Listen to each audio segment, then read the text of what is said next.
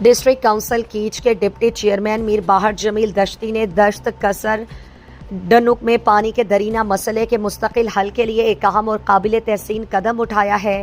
انہوں نے district council کی جانب سے 3000 فٹ 4 انچ قطر کے پائپ کے ذریعے مین کنیکشن لگانے کے لیے فنڈز مختص کیے ہیں۔